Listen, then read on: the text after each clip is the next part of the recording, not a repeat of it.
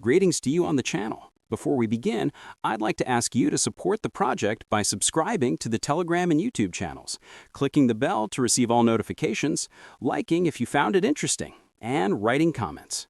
You can also follow the links in the video description to the articles and read them. This will greatly help the channel. Okay, so we need to talk about a pretty fundamental shift in how you set up a Windows computer. It's a change that's happening right now, and honestly, it could really impact your privacy and your control over the machine you just bought. You know that feeling, right? You unbox a brand new PC, you're excited to get started, and you just want to get to the desktop. The absolute last thing you want to do is link it to yet another online account, create another password, and leave another digital trail. Yeah, well, it seems that simple desire is colliding head-on with Microsoft's vision for the future. In some of the very latest test builds of Windows 11, the company has made its most aggressive move yet to basically eliminate that offline setup option for good.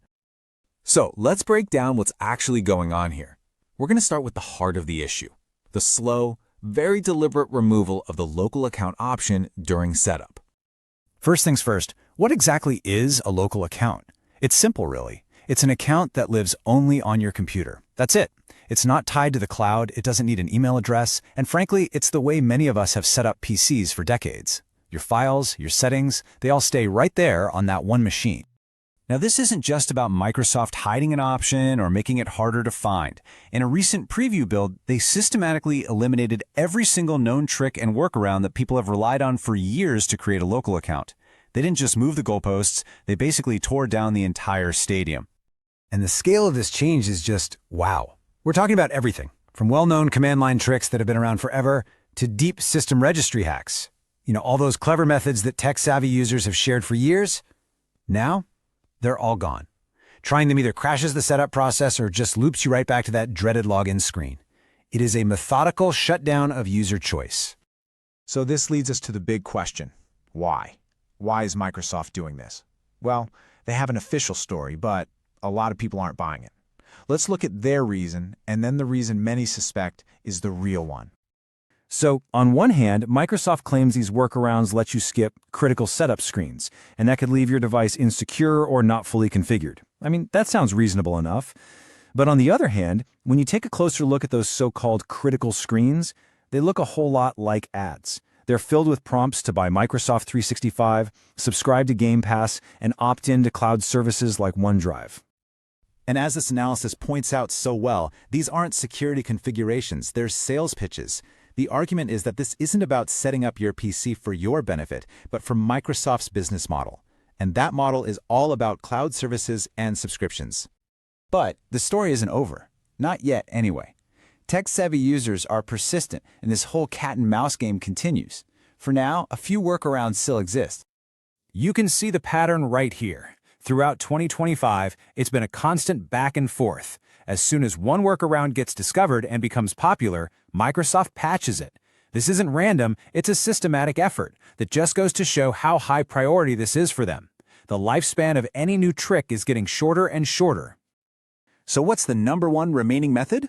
Well, if you have Windows 11 Pro, you can still squeak by. Instead of choosing a personal account, you tell the installer you're setting it up for work or school. This opens up an option to join a domain instead, which then, finally, lets you create a good old-fashioned local account. The big question is, for how long? Nobody knows. Now, for those of you who are more technical, there are some other paths. You can use a tool called Rufus, or you can sign in with a temporary throwaway Microsoft account and then switch later. But, and please listen to this, I have to give you a huge warning here.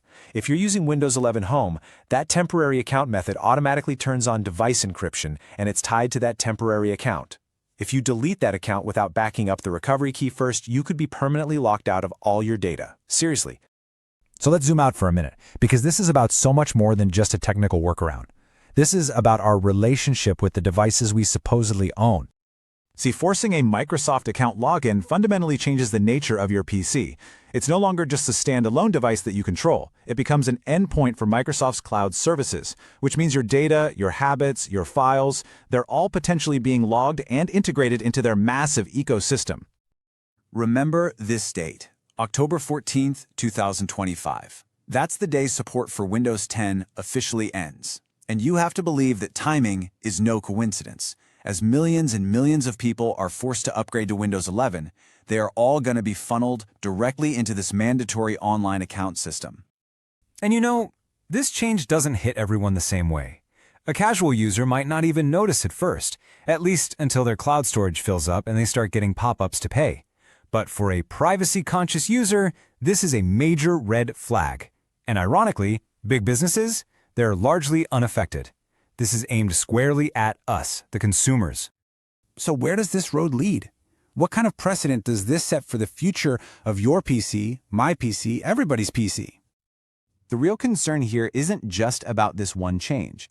It's about the direction of travel. Once a company establishes that it can require an online login just to use a device you own, what comes next? Will we one day need a subscription just to boot up our own computers? Will our PCs need to be constantly connected to the internet just to function? It really opens a door to a much more controlled future. And that leaves us with the ultimate question, doesn't it? Is this the new normal that we just have to accept? Or will this be the thing that pushes more people to look for the exits to alternatives like Linux before the choice is no longer ours to make? That's a question really worth thinking about.